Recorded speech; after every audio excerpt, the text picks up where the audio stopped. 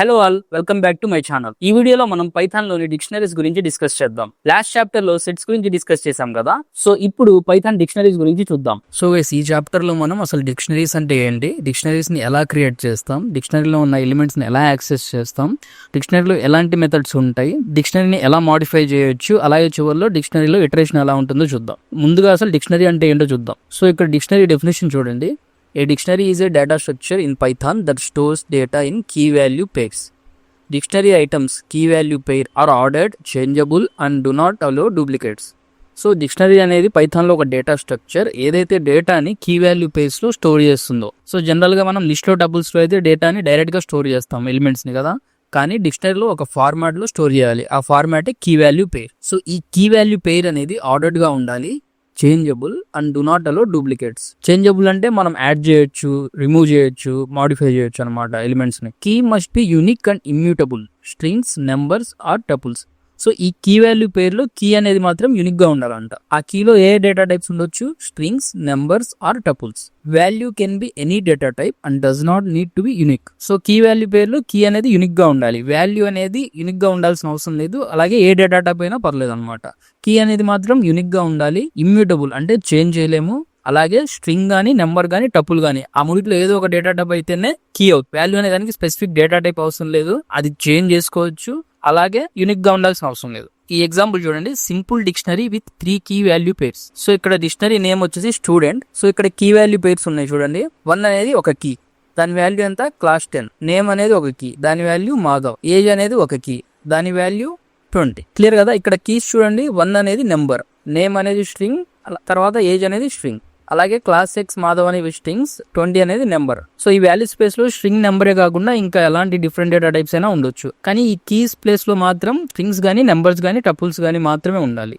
So next మనం dictionary ఎలా create చేస్తామో చూద్దాం. సో డిక్షనరీ క్రియేట్ చేయడానికి టోటల్ గా 3 మెథడ్స్ ఉన్నాయి. ఆ 3 మెథడ్స్ ఏందో ఇప్పుడు చూద్దాం. We create a dictionary using curly braces and separating key and values with a colon. So dictionary అనేది మనం కర్లీ బ్రేసెస్ తో క్రియేట్ చేయాలన్నమాట. క్రియేట్ చేసినప్పుడు కీ వాల్యూ పేర్స్ రాస్తాం కదా డిక్షనరీ లోపల, ఆ కీ వాల్యూ పేర్స్ అని కోలన్ తో సపరేట్ చేసి ఉండాలి.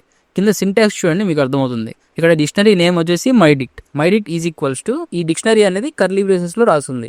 ఓకే, కర్లీ బ్రేసెస్ లో ఎలా రాస్తుంది? Key 1 colon value 1, key 2 colon value 2, key 3 colon value 3. So ఇలా మనం డిక్షనరీని క్రియేట్ చేయొచ్చు అనమాట. ఓకే, ఇందా చెప్పినట్టు ఇక్కడ కీస్ అనేవి యూనిక్ గా ఉండాలి. అలాగే కీ వాల్యూస్ ని మనం చేంజ్ చేయలేం. ఈ కీ వాల్యూస్ అనేవి నెంబర్స్ గానీ, స్ట్రింగ్స్ గానీ, టపుల్స్ గా గానీ మాత్రమే ఉండాలి. ఓకేనా? ఈ వాల్యూస్ అనేవి యూనిక్ గా ఉండాల్సిన అవసరం లేదు. అలాగే ఈ వాల్యూస్ అనేవి డూప్లికేట్స్ కూడా మనం ఎంటర్ చేయొచ్చు. ఈ వాల్యూస్ ని మనం చేంజ్ చేయొచ్చు. ఈ వాల్యూస్ స్పెసిఫిక్ డేటా టైప్ లో ఉండాల్సిన అవసరం లేదు. ఓకేనా? ఎంటీ డిక్షనరీ ఎలా క్రియేట్ చేస్తామంటే జస్ట్ మనం ఎంటీగా కర్లీ బ్రేసెస్ రాస్తే చాలు, డిక్షనరీ క్రియేట్ అయిపోతుంది. సో కింద ఎగ్జాంపుల్ చూడండి మళ్ళీ, డిక్షనరీ విత్ డేటా. సో కోహెడ్ అనేది డిక్షనరీ నేమ్. ఇక్కడ కర్లీ బ్రేసెస్ లో మనం రాసుకున్నాం, డిక్షనరీ అనేది కర్లీ బ్రేసెస్ లో ఉండాలి కాబట్టి. సో ఇక్కడ కీ వాల్యూ పేర్స్ ఉన్నాయి చూడండి, course colon Python, instructor colon Rishabh Mishra, level beginner. Clear కదా? ఇది మెథడ్ 1. మెథడ్ 2 వచ్చేసి మనం డిక్ట్ కన్స్ట్రక్టర్ అనేది యూజ్ చేయాలి. సో ఇక్కడ చూడండి, using dict constructor pass key value pairs as keyword arguments to dict. General గా కన్స్ట్రక్టర్ అంటే ఏంటి? మెథడ్ కదా. మెథడ్ లో మనం ఆర్గ్యుమెంట్స్ పాస్ చేస్తాం. ఫంక్షన్ అన్నా, మెథడ్ అన్నా, కన్స్ట్రక్టర్ అన్నా ఒకటే. ఆబ్జెక్ట్ ఓరియంటెడ్ ప్రోగ్రామింగ్ లాంగ్వేజ్ చెప్పినప్పుడు మీకు వాటికి డిఫరెన్స్ ఏంటనేది అర్థమవుతుంది. సో దీనికి ఆర్గ్యుమెంట్స్ పాస్ చేస్తాం. ఆర్గ్యుమెంట్స్ మనం ఎలా పాస్ చేస్తాం? ఒక వేరియబుల్ దానికి వాల్యూ, వేరియబుల్ దానికి వాల్యూ, అలా మనం ఆర్గ్యుమెంట్స్ పాస్ చేస్తాం. అయితే ఇక్కడ కీ దాని వాల్యూ, కీ దాని వాల్యూ, కీ దానికి సంబంధించిన వాల్యూ మనం పాస్ చేస్తాం అనమాట. ఇలా పాస్ చేసినప్పుడు మనకి అవుట్పుట్ ఏమి ఇస్తుంది? డిక్షనరీ ఇస్తుంది. సో ఇక్కడ పర్సన్ అనేది మనం డిక్షనరీగా క్రియేట్ చేసుకోవాలంటే డిక్ట్ కన్స్ట్రక్టర్ లో name equal to Madhav, age equal to 20, city equal to Mathura అని చెప్పి ఆర్గ్యుమెంట్స్ ని పాస్ చేయాలన్నమాట. ఈ ఆర్గ్యుమెంట్స్ అంటే ఏంటి? Key value pairs. ఇక్కడ మనం ఈజ్ ఈక్వల్స్ రాసాం, కానీ డిక్ట్ కన్స్ట్రక్టర్ యూజ్ చేస్తున్నాం కాబట్టి డిక్షనరీ క్రియేట్ అయిపోయి అవి కోలన్ ద్వారా మనకి చూపిస్తుంది అనమాట key value pairs. Okay, next వచ్చేసి method 3. Method 3 is using list of tuples. So మనం ఇప్పటివరకు ఏం చేసాం? జనరల్ గా కీ వాల్యూ పేర్ ని డిక్లేర్ చేసి డిక్షనరీ క్రియేట్ చేసాం. తర్వాత ఆర్గ్యుమెంట్స్ పాస్ చేసి డిక్ట్ కన్స్ట్రక్టర్ తో డిక్షనరీని క్రియేట్ చేసాం. ఇప్పుడు మనం జస్ట్ లిస్ట్ ఆఫ్ టపుల్స్ తో డిక్షనరీని క్రియేట్ చేయొచ్చు అనమాట. అది ఎలాగో చూడండి. Pass a list of tuples where each tuple contains a key value pair. So మనకు టపుల్లో వాల్యూస్ ఎలా ఉంటాయి? యాక్చువల్ గా పెరాన్సిస్ లో ఉంటాయి. పెరాన్సిస్ లో కామాతో డివైడ్ చేసి ఉంటాయి అనమాట. సో మనం డిక్షనరీ క్రియేట్ చేయాలనుకుంటే ఒక లిస్ట్ లో ఒక్కో వాల్యూగా ఒక్కో టపుల్ ని పాస్ చేయాలి. ఆ టపుల్లో 2 వాల్యూస్ ఉండాలన్నమాట. ఆ 2 వాల్యూస్ లో మొదటి వాల్యూ వచ్చేసి కీ అవుతుంది, రెండో వాల్యూ వచ్చేసి మనకి డిక్షనరీలో వాల్యూ అవుతుంది. ఓకే, ఇక్కడ కామా ఉంది కదా, అదే తర్వాత కోలన్గా చేంజ్ అవుతుంది అనమాట. సో ఇక్కడ చూడండి, డిక్ట్ అనే కన్స్ట్రక్టర్ ఉంది. ఆ కన్స్ట్రక్టర్ లోపల లిస్ట్ ఆఫ్ టపుల్స్ ఉందన్నమాట. సో ఈ లిస్ట్ ఆఫ్ టపుల్స్లో ఒక్కో టపుల్కి 2 ఎలిమెంట్స్ ఉన్నాయి. ఆ ఎలిమెంట్స్లో ఫస్ట్ ఎలిమెంట్ వచ్చేసి కీ అవుతుంది, సెకండ్ ఎలిమెంట్ వచ్చేసి వాల్యూ అవుతుంది. సో ఇది మనం ప్రింట్ చేయగానే చూడండి అవుట్పుట్ ఏమొచ్చింది, డిక్షనరీ వచ్చింది మనకి. సో డిక్షనరీ అంటే ఏంటి, డిక్షనరీ సింటాక్స్ ఎలా ఉంటుంది, డిక్షనరీ మనం ఎన్ని మెథడ్స్లో క్రియేట్ చేయొచ్చు అని చూసాం. అలాగే లిస్ట్లో టపుల్లో సెట్స్లో మనం వాల్యూస్ని యాక్సెస్ చేసుకోవచ్చు కదా, అదేవిధంగా డిక్షనరీలో కూడా వాల్యూస్ని యాక్సెస్ చేసుకోవచ్చు. అయితే డిక్షనరీలో మనం కీతో వాల్యూస్ని యాక్సెస్ చేస్తాం అనమాట. అది ఎలాగో చూద్దాం. Access dictionary values by using key name inside square brackets. So ఎగ్జాంపుల్గా మనకు ఒక డిక్షనరీ ఇచ్చారు ఇక్కడ, student, class 10, name Madhav, age 20. So ఈ డిక్షనరీలో టోటల్గా మనకి 3 కీ వాల్యూ పేర్స్ ఉన్నాయి. అయితే మనకి ఏం కావాలి, వాల్యూస్ కావాలి. ఆ వాల్యూస్ని మనం ఎలా యాక్సెస్ చేసుకోవచ్చు, కీస్తో యాక్సెస్ చేసుకోవచ్చు. Print value based on respective key names. ఇక్కడ ఏముంది, key name inside square brackets. So print student అనేది మనకి dictionary name, inside square brackets లో మనం ఏం రాస్తున్నాం, ఇక్కడ కీ నేమ్ రాస్తున్నాం. కీ నేమ్ ఏంటి, ఇక్కడ నేమ్ అంటే మాధవ్ అనేది మనకు అవుట్పుట్ వస్తుంది. తర్వాత స్టూడెంట్ ఆఫ్ ఏజ్, ఏజ్ అనేది కీ. స్టూడెంట్ ఆఫ్ ఏజ్ అని మనం ఇస్తే దానికి అవుట్పుట్ ఏమొస్తుంది, ఏజ్ కి వాల్యూ ఎంత ఉంది, ఇక్కడ 20 అనేది మనకు అవుట్పుట్ వస్తుంది. సో ఈ డిక్షనరీ సింటాక్స్ కానీ, డిక్షనరీని క్రియేట్ చేయడం కానీ, డిక్షనరీలో ఎలిమెంట్స్ ని యాక్సెస్ చేయడం కానీ ఇప్పుడు మనం ప్రాక్టికల్ గా VS Code లో చూద్దాం. సో గైస్ ఇప్పుడు మనం డిక్షనరీని ఎలా క్రియేట్ చేద్దాం. 3 మెథడ్స్ ఉన్నాయి కదా, మెథడ్ 1, మెథడ్ 2, మెథడ్ 3. ఆ 3 మెథడ్స్లో మనం డిక్షనరీని ఎలా క్రియేట్ చేయాలి, అలాగే డిక్షనరీలో ఉన్న ఎలిమెంట్స్ని ఎలా యాక్సెస్ చేయాలి అనేది ఇప్పుడు ప్రాక్టికల్గా చూద్దాం. ఫస్ట్ ఆఫ్ ఆల్ నేను మీకు ఇక్కడ డిక్షనరీ సింటాక్స్ ఇచ్చాను చూడండి. సో ఈ సింటాక్స్ ఆల్రెడీ మీకు ఇక్కడ విజిబుల్ ఉంది కాబట్టి ఇప్పుడు నేను క్రియేట్ చేసే డిక్షనరీ కూడా సేమ్ అలానే ఉంటుంది. ఒకసారి అబ్జర్వ్ చేయండి. కోహర్ట్ అని నేను డిక్షనరీ నేమ్ ఇచ్చాను. డిక్షనరీ అనేది కర్లీ బ్రేసెస్లో ఉండాలి కాబట్టి కర్లీ బ్రేసెస్ ఇచ్చాను. కర్లీ బ్రేసెస్లో కీ వాల్యూ పేర్స్ ఉండాలి. పైన చూడండి, key 1 value 1, key 2 value 2, key 3 value 3 అని ఉన్నాయి కదా. సో అలానే మనం ఇప్పుడు డిక్షనరీని క్రియేట్ చేసుకోవాలన్నమాట. సో నా ఫస్ట్ కీ వచ్చేసి కోర్స్, ఓకే, కోలన్, వాల్యూ వచ్చేసి పైథాన్, మనం నేర్చుకునే కోర్స్ అనమాట. ఓకేనా, ఆ రెండు నేను సింగిల్ కోట్స్ కానీ డబుల్ కోట్స్లో కానీ పెట్టాలి. ఎందుకంటే నేను ఇచ్చిన కీ కూడా స్ట్రింగే, అలాగే నేను ఇచ్చిన వాల్యూ కూడా స్ట్రింగే. ఓకేనా, తర్వాత కామాతో సెపరేట్ చేయాలి. ఓకే, ఇప్పుడు ఇన్స్ట్రక్టర్ అనేది కూడా మనకి స్ట్రింగే. ఓకే, ఇన్స్ట్రక్టర్ ఎవరు, నేమ్, ఇండియన్ టెక్ ట్రావెలర్. తర్వాత లెవెల్, మన కోర్స్ లెవెల్ ఏంటి, బిగినరా, అడ్వాన్స్డా, లేకపోతే అన్నీయా, ఆల్. బిగినర్ టు అడ్వాన్స్డ్ కాబట్టి లెవెల్ ఆల్. ఓకే, సో ఇప్పుడు మనకి డిక్షనరీ క్రియేట్ అయింది చూడండి. కీ వాల్యూ పేర్, అలాగే కీ వాల్యూ పేర్. ఆ కీ వాల్యూ పేర్ అనేది కామాతో సెపరేట్ అయ్యి ఉంది, అలాగే కర్లీ బ్రేసెస్లో ఉంది. సో ఇప్పుడు మనం ఈ డిక్షనరీని ప్రింట్ చేద్దాం. Print cohort. చూడండి, మనం క్రియేట్ చేసిన డిక్షనరీ అయితే ప్రింట్ అయిపోయింది. అలాగే మనం డిక్షనరీని ప్రాపర్గా క్రియేట్ చేసామా లేదా అనేది కూడా చూద్దాం. ఇప్పుడు దానికి మనం ఏం చేయాలి, టైప్ అనే ఫంక్షన్ యూజ్ చేయాలి, టైప్ ఆఫ్ కోహర్ట్. సో ఇప్పుడు మనకు టైప్ అనే డిక్షనరీ అని ఇచ్చింది అనుకోండి, మనం డిక్షనరీ క్రియేట్ చేసినట్టు. చూడండి, క్లాస్ డిక్ట్, క్లియర్ కదా. సో ఇది మనకి మెథడ్ 1 అనమాట, డిక్షనరీ క్రియేట్ చేయడానికి. మెథడ్ 2 ఏంటి, డిక్ట్ కన్స్ట్రక్టర్ ని యూజ్ చేయడం. ఓకేనా, ఇప్పుడు మనం డిక్ట్ కన్స్ట్రక్టర్ యూజ్ చేసి డిక్షనరీ క్రియేట్ చేద్దాం. సో డిక్ట్ కన్స్ట్రక్టర్ లో మనం ఆర్గ్యుమెంట్స్ లాగా వాల్యూస్ ని పాస్ చేయాలన్నమాట. I mean key value pairs ని పాస్ చేయాలి. ఓకే, కోహర్ట్ 1 అని ఇస్తున్నాం. సో పైది మనకి మెథడ్ 1 అనమాట. ఇప్పుడు మనం చేస్తుంది మెథడ్ 2.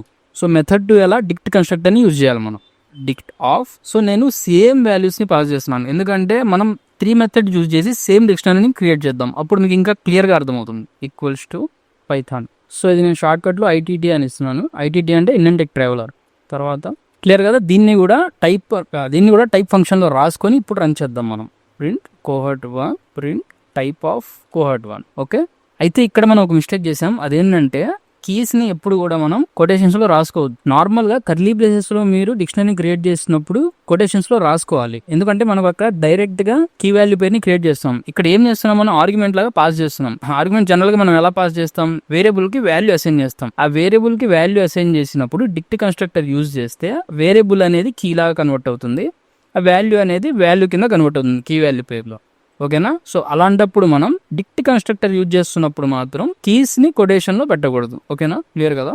సో ఇక్కడ చూడండి, పైన మనం డిక్షనరీ క్రియేట్ చేసినప్పుడు కీని కూడా కొటేషన్స్ లో పెట్టుకున్నాం కీ వాల్యూ పేర్లో. బట్ కింద ఇక్కడ మనం డిక్ట్ కన్స్ట్రక్టర్ కి ఆర్గ్యుమెంట్ లాగా పాస్ చేసినప్పుడు ఓన్లీ వాల్యూస్ ని మాత్రమే కొటేషన్స్ లో పెట్టుకున్నాం, కీస్ ని అయితే వేరియబుల్ లాగా డిక్లేర్ చేసుకున్నాం. ఓకేనా, జనరల్ గా మనం మెథడ్ లో ఆర్గ్యుమెంట్స్ ఎలా పాస్ చేస్తాం, variable is equals to value అలానే పాస్ చేస్తాం కదా, సేమ్ అలానే ఇక్కడ పాస్ చేయాలన్నమాట. ఎప్పుడైతే మనం డిక్ట్ కన్స్ట్రక్టర్ యూజ్ చేస్తామో దాని తర్వాత మాత్రమే అది డిక్షనరీగా క్రియేట్ అవుతుంది. డిక్షనరీగా క్రియేట్ అయినప్పుడు మాత్రమే అది కీ వాల్యూ పేరుగా ఉంటుంది. కీ వాల్యూ పేరుగా మారక ముందు ఆ వేరియబుల్ని మనం కొటేషన్స్లో డిక్లేర్ చేయొద్దు అనమాట. సో ఇప్పుడు రన్ చేసి చూద్దాం.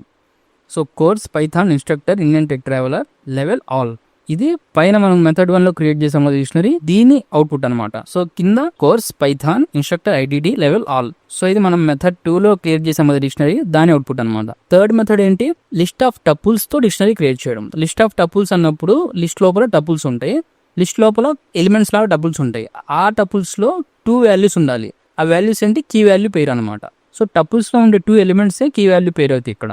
సో నేను క్రియేట్ చేస్తాను, మీకు ఇంకొంచెం క్లియర్గా అర్థమవుతుంది. కోహెడ్ 3 is equals to same డిక్ట్ constructor లాగే రాసుకోవాలి. దీని లోపల మనం లిస్ట్ అనేది రాసుకోవాలన్నమాట. సో లిస్ట్ ఎలా ఉంటుంది, స్క్వేర్ బ్రాకెట్స్ ఉంటుంది. ఓకే, సో ఆ లిస్ట్ లోపల ఎలిమెంట్స్ ఏవైతే ఉన్నాయో అవి టపుల్స్ అవ్వాలి. ఓకే, టపుల్ మనకు ఎలా ఉంటుంది, పారెన్సిస్లో ఉంటుంది. ఓకే, సో ఈ టపుల్ లోపల ఏవైతే ఎలిమెంట్స్ ఉన్నాయో అవి మనకి కీ వాల్యూ పేరు అవుతాయి. సో ఇక్కడ కోర్స్ కామా సెకండ్ ఎలిమెంట్ ఏమవుతుంది, ఈ టపుల్లో పైథాన్ అవుతుంది. ఓకేనా, లిస్ట్లో ఎలిమెంట్స్ కూడా మనకి కామాతో డివైడ్ అయి ఉంటాయి, అలాగే టపుల్లో ఎలిమెంట్స్ కూడా కామాతో మనకి సెపరేట్ చేసి ఉంటాయి. ఓకేనా, సో ఇక్కడ నేను కోర్స్ మళ్ళీ కొటేషన్స్లో రాసుకున్నాను, ఎందుకంటే టపుల్లో మనం వాల్యూస్ ఎలా డిక్లేర్ చేస్తాం, స్ట్రింగ్ అయితే కొటేషన్స్, నెంబర్స్ అయితే అవసరం లేదు. ఇక్కడ కోర్స్ అనేది వేరియబుల్ అవుతుంది కాబట్టి ఇక్కడ కొటేషన్స్ అవసరం లేదు. బట్ ఇక్కడ మాత్రం కోర్స్ అనేది వాల్యూ మాత్రమే, ఆ కీ వాల్యూ అనేది తర్వాత డిక్షనరీగా కన్వర్ట్ అవుతుంది. అలాగే ఇన్స్ట్రక్టర్ ఈక్వల్ టు ఐటీడీ అనేది కూడా ఇక్కడ నేను డైరెక్ట్ గా కాపీ పేస్ట్ చేసుకుంటాను టపుల్ లోపల. సో సేమ్ పైన 2 మెథడ్స్ లాగానే ఇప్పుడు కూడా మనం ఈ డిక్షనరీని ప్రింట్ చేద్దాం, అలాగే దీని టైప్ కూడా చూద్దాం. కోహర్ట్ 3 కాదు 2 అని ఇద్దాం. ఇక్కడ print type of cohort, clear కదా. ఒక్కసారి ఇదంతా క్లియర్ చేసి మళ్ళీ ప్రింట్ చేద్దాం. సో చూడండి, ఇప్పుడు మనకి 3 డిక్షనరీస్ ప్రింట్ అవ్వాలి. 3 డిక్షనరీస్ టైప్ కూడా డిక్ట్ అనే రావాలి మనకి. చూడండి, course Python instructor Indian tech traveller level all, class dict అంటే డిక్షనరీ క్రియేట్ అయింది. తర్వాత course Python instructor IDD level all, dictionary create అయింది మెథడ్ 2లో కూడా. మెథడ్ 3లో కూడా course Python instructor IDD level all, class dict. Method 3లో కూడా మనం సక్సెస్ఫుల్గా డిక్షనరీని క్రియేట్ చేసామన్నమాట. సో ఇది మీరు కూడా ప్రాక్టీస్ చేయండి. ఓకేనా, జస్ట్ అలా మనం వీడియో చూస్తే వచ్చేది, ప్రాక్టీస్ చేయండి. ఇదంతా మీరు ఈ వీడియోలో ఇలా చూసి గుర్తుపెట్టుకుని ప్రాక్టీస్ చేయాల్సిన అవసరం లేదు. నేను మెటీరియల్లో ఇదంతా ప్రొవైడ్ చేస్తాను, కోడ్ అంతా, అది చూసి మీరు ప్రాక్టీస్ చేసుకోవచ్చు. ఓకేనా, నెక్స్ట్ మనం ఒక డిక్షనరీ తీసుకొని ఆ డిక్షనరీలో వాల్యూస్ ఎలా యాక్సెస్ చేయాలో చూద్దాం. సో ఇదంతా కామెంట్ చేసుకుంటున్నాను. ఇప్పుడు మనం ఏం చేస్తున్నాం, accessing values in dictionary. So డిక్షనరీలో వాల్యూస్ మనం యాక్సెస్ ఎలా చేస్తాం, కీతో యాక్సెస్ చేస్తాం. మనకి కీ వాల్యూ పేరు ఉంటుంది కదా, మనం కీ ఇస్తే దాని వాల్యూ మనకు అవుట్పుట్ వస్తుంది అనమాట. దాన్ని మనం ఎలా యాక్సెస్ చేస్తాం, డిక్షనరీ నేమ్ స్క్వేర్ బ్రాకెట్స్లో కీ నేమ్ రాస్తాం అనమాట. డిక్షనరీ నేమ్ రాసి స్క్వేర్ బ్రాకెట్స్లో కీ నేమ్ రాస్తే మనకి ఆ కీకి ఏ వాల్యూ అయితే అసైన్ అయి ఉందో ఆ వాల్యూ మనకు అవుట్పుట్ వస్తుంది.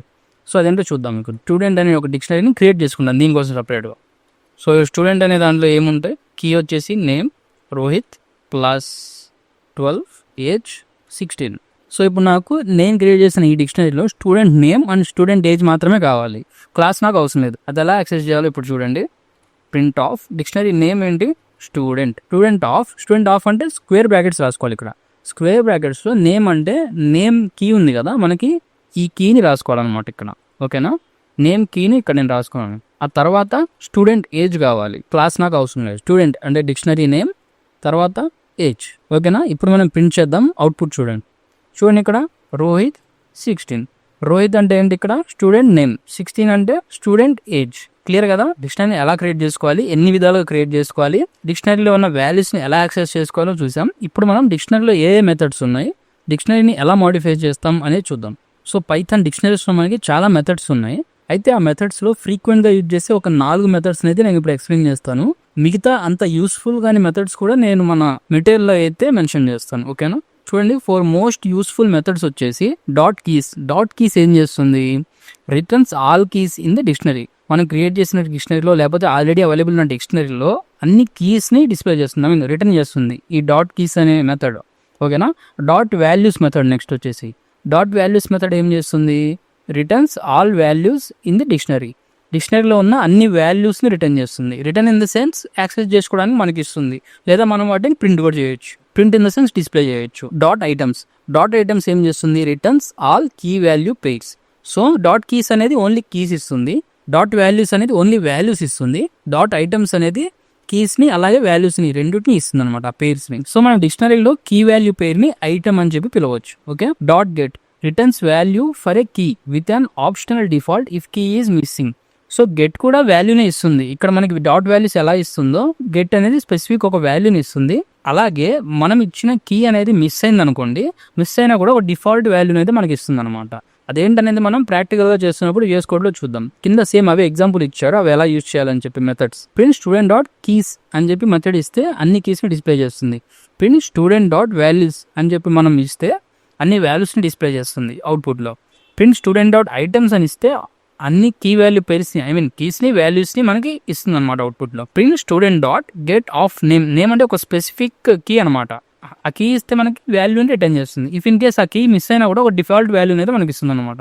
ఈ స్టేట్మెంట్ రాసిన తర్వాత, ఈ గెట్ మెథడ్ యూజ్ చేసుకొని ఈ స్టేట్మెంట్ రాసిన తర్వాత నెక్స్ట్ ఏవైతే లైన్స్ ఉన్నాయో అవి ఎగ్జిక్యూట్ అవ్వాలనుకోండి, ఇక్కడ మనకి ఎర్రర్ రాకూడదు. అలా ఎర్రర్ రాకుండా మనం ఇచ్చిన కీ మిస్ అయినా కూడా ఒక డిఫాల్ట్ వాల్యూని అయితే మనకి గెట్ మెథడ్ అనేది ఇస్తుంది. ఓకేనా.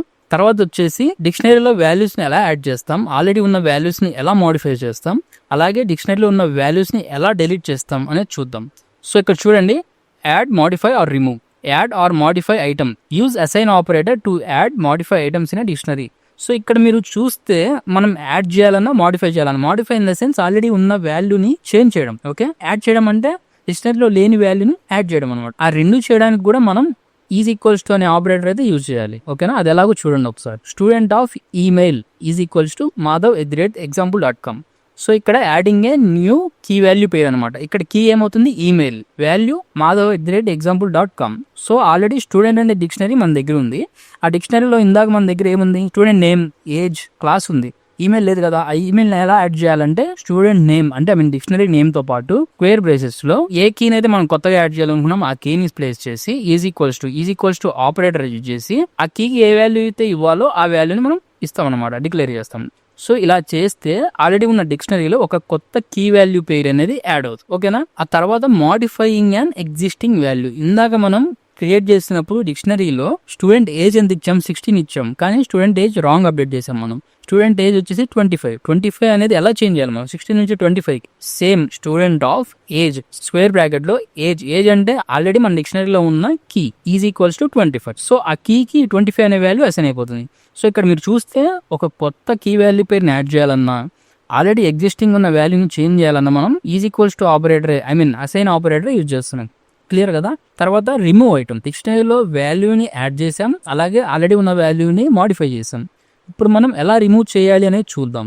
Remove item. Use delete are dot pop to remove items from dictionary. Dot pop మీకు గుర్తుందా? డాట్ పాప్ అనేది మనం లిస్ట్ మెథడ్స్ లో కూడా యూజ్ చేస్తాం. గుర్తుంటుంది, మీరు ఆల్రెడీ ప్రాక్టీస్ చేస్తుంటే ఖచ్చితంగా గుర్తుంటుంది. రిమూవ్ విత్ డిలీట్ అనే కీవర్డ్ తో ఎలా రిమూవ్ చేస్తాం చూడండి. Delete dictionary name of key name. Simple. Delete అనే కీవర్డ్ యూజ్ చేస్తాం, స్పేస్ ఇచ్చి డిక్షనరీ నేమ్ స్క్వేర్ బ్రాకెట్స్ లో కీ నేమ్ రాస్తాం. అప్పుడు ఏం చేస్తుంది, remove items from a dictionary. Item అంటే కీ వాల్యూ పేరు రెండు అనమాట.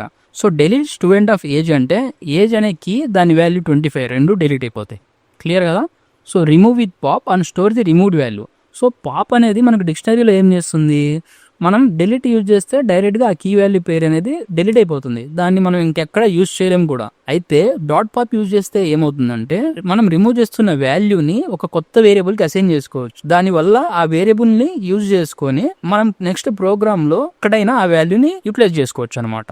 ఓకేనా. సో ఇక్కడ చూడండి, student dot pop of email. So ఇక్కడ మనం ఈమెయిల్ని కూడా రిమూవ్ చేస్తున్నాం. ఏదైతే ఇందాక యాడ్ చేసామో దాన్ని రిమూవ్ చేస్తున్నాం.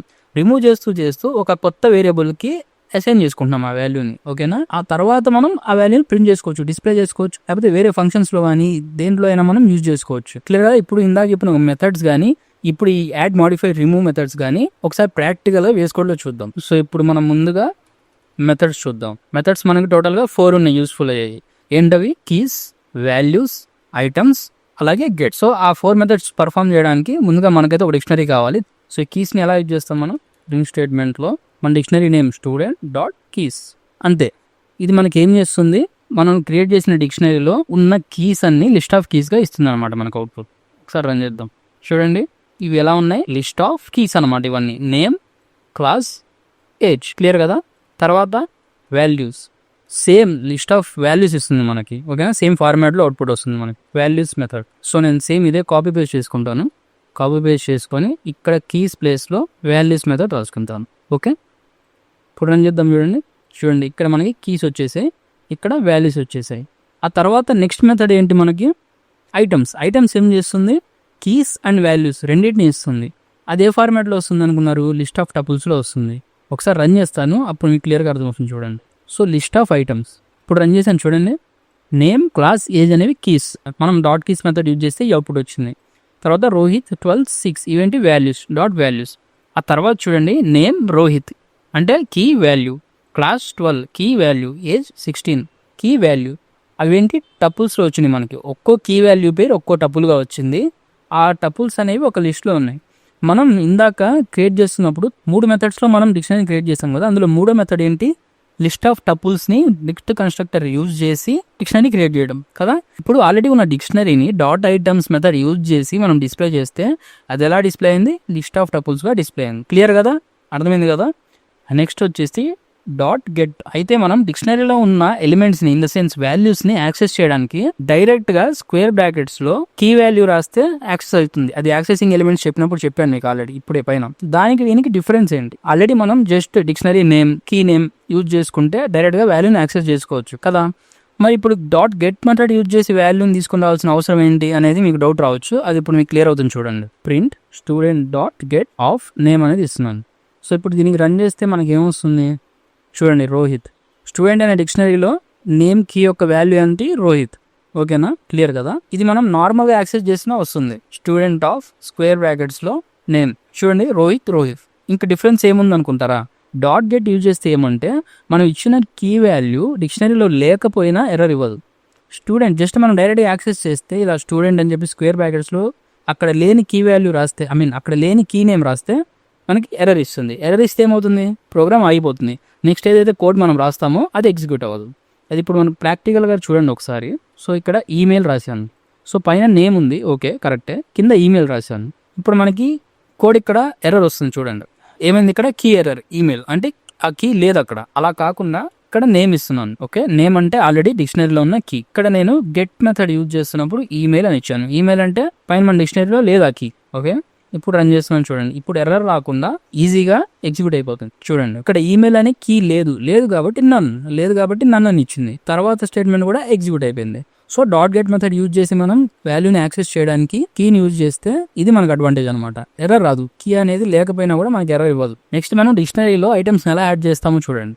సో ఎగ్జాంపుల్లో చెప్పుకున్నట్టు డిక్షనరీలో ఒక ఐటమ్ని కానీ ఆ డిక్షనరీలో ఐటమ్ని వాల్యూని యాడ్ చేయాలన్నా మాడిఫై చేయాలన్నా మనం ఏం యూజ్ చేయాలి, అసైన్మెంట్ ఆపరేటర్ యూజ్ చేయాలి. అసైన్మెంట్ ఆపరేటర్ అంటే is equals to. So first of all ఒక డిక్షనరీ తీసుకున్నాం చూడండి. సేమ్ ఇందాక మనం క్రియేట్ చేసిన డిక్షనరీనే student of name equals to name Rohit, class 12, age 16.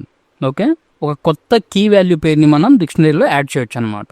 Okay, so student of email is equals to rohit45@gmail.com. So ఇక్కడ మనకి స్టూడెంట్ డీటెయిల్స్లో స్టూడెంట్ డిక్షనరీలో స్టూడెంట్ నేమ్ ఉంది, క్లాస్ ఉంది, ఏజ్ ఉంది, మనకి ఈమెయిల్ కూడా కావాలి. ఈమెయిల్ కూడా కావాలన్నప్పుడు ఈమెయిల్ అనే ఒక కీవర్డ్ కూడా కావాలి, ఈమెయిల్ అనే ఒక కీ కావాలి, దాని వాల్యూ కూడా కావాలి. అందుకే స్టూడెంట్ ఆఫ్ స్క్వేర్ బ్రాకెట్స్లో ఈమెయిల్ ఈక్వల్స్ టు rohit@gmail.com అని చెప్పి నేను ఇచ్చాను అనమాట.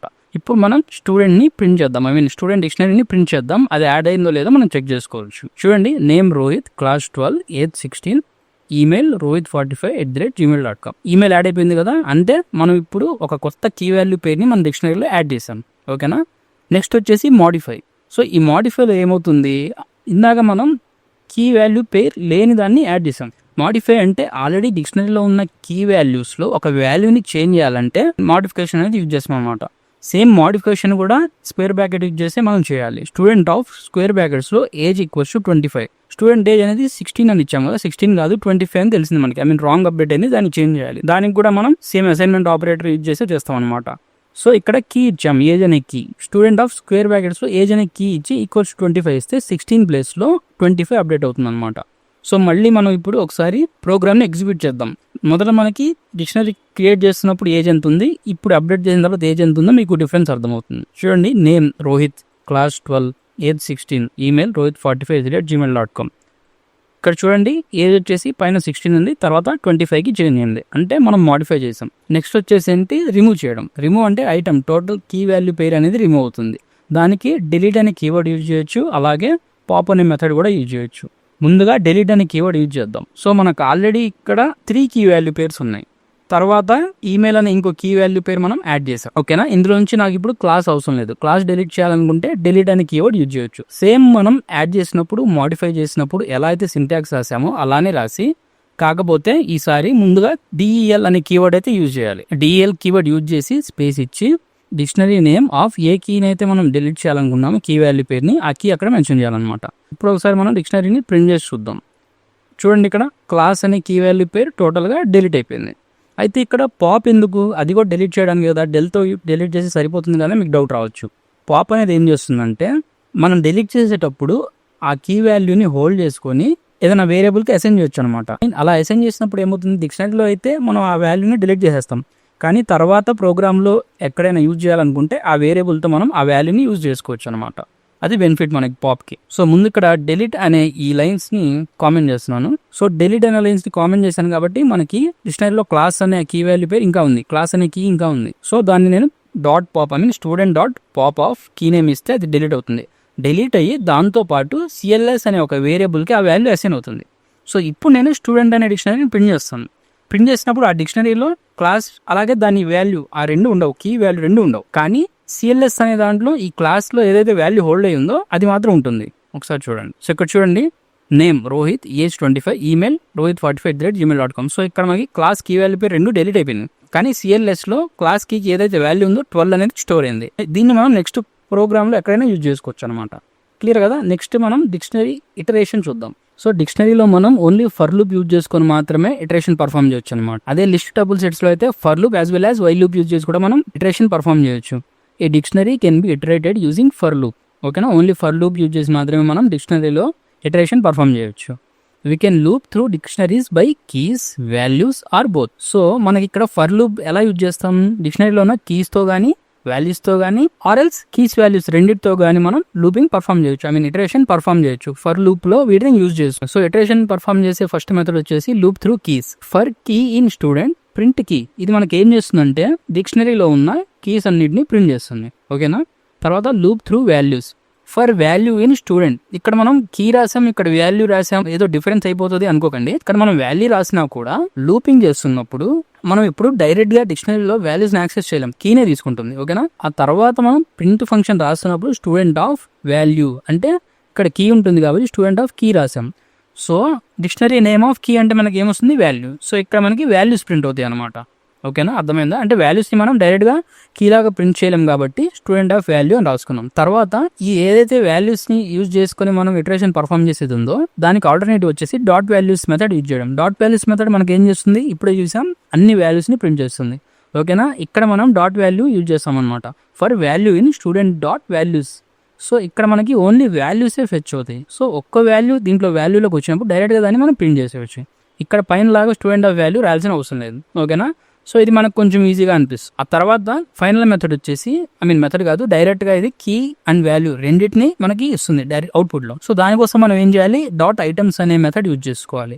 For key comma value in student dot items. So ఇప్పుడు మనం ప్రాక్టికల్గా VS కోడ్లో చూద్దాం. సో ఆల్రెడీ ఇందాక నుంచి యూజ్ చేసిన డిక్షనరీ అయితే ఇక్కడ నేను మళ్ళీ రాసుకున్నాను మీకోసం, నేను కాపీ పేస్ట్ చేశాను.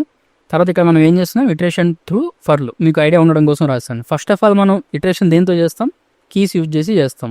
For key in student print key. ఓకేనా. ఇది మనకి అవుట్పుట్ ఏమి ఇవ్వాలి, స్టూడెంట్ డిక్షనరీలో ఉన్న కీస్ అన్ని ప్రింట్ చేయాలన్నమాట. చూడండి, నేమ్, క్లాస్, ఏజ్, అవే కదా మనకున్న కీస్ ఇక్కడ, అది మనకి అవుట్పుట్ ఇచ్చేసింది. తర్వాత యూజింగ్ వాల్యూస్.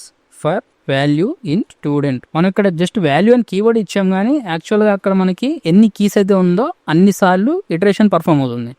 అలాంటప్పుడు డైరెక్ట్గా మనం వాల్యూని ప్రింట్ చేయలేం కాబట్టి స్టూడెంట్ ఆఫ్ వాల్యూ అని రాస్తున్నాను. ప్రతిసారి ఇక్కడ వాల్యూలో కీ వస్తుంది కాబట్టి స్టూడెంట్ ఆఫ్ కీ అంటే దాని వాల్యూ ఏది ఉందో అది మనకి ప్రింట్ అవుతుంది. చూడండి, రోహిత్ 12, 16 అన్ని వాల్యూస్ మనకు ప్రింట్ అయినాయి కదా, అంతే అనమాట, సింపుల్. సో ఇప్పుడు మనం సేమ్ ఈ ఇటరేషన్ని డాట్ వాల్యూస్ మెథడ్ యూజ్ చేద్దాం. అప్పుడు మీకు కన్ఫ్యూజన్ రాదు, ఇక్కడ వాల్యూ రాశారు, దీంట్లో కీ వచ్చింది, స్టూడెంట్ ఆఫ్ కీ అవుతుంది ఇది. సో ఇక్కడ మనం కీ మెన్షన్ చేసాం కాబట్టి వాల్యూ ప్రింట్ అవుతుంది, అంత కన్ఫ్యూజన్ అవుతుంది. దీన్ని మనం సింపుల్గా రాసుకోవాలంటే for value in student dot value. ఈ వాల్యూస్ మెథడ్ ఏం చేస్తుంది, మనకి డిక్షనరీలో ఉన్న అన్ని వాల్యూస్ని ఇస్తుంది. సో అన్ని వాల్యూస్ని ఇస్తున్నప్పుడు ఒక్కో వాల్యూ ఈ వాల్యూకి ఇక్కడ మనకి అసైన్ అవుతాయి అనమాట. అసైన్ అయినప్పుడు మనం ఏం చేస్తాం, సింపుల్గా వాల్యూ అని ప్రింట్ చేస్తాం. ఓకేనా. ఇప్పుడు మనకి అన్ని వాల్యూస్ మళ్ళీ ప్రింట్ అవ్వాలి. చూడండి, రోహిత్ 1216 అనేది ఈ మెథడ్ ద్వారా, ఈ ఇటరేషన్ ద్వారా మనకు అవుట్పుట్ వచ్చింది అనమాట. ఈ రోహిత్ 1216 అనేది ఈ డాట్ వాల్యూస్ మెథడ్ యూజ్ చేశాం కదా, దీనివల్ల మనకి అవుట్పుట్ వచ్చింది.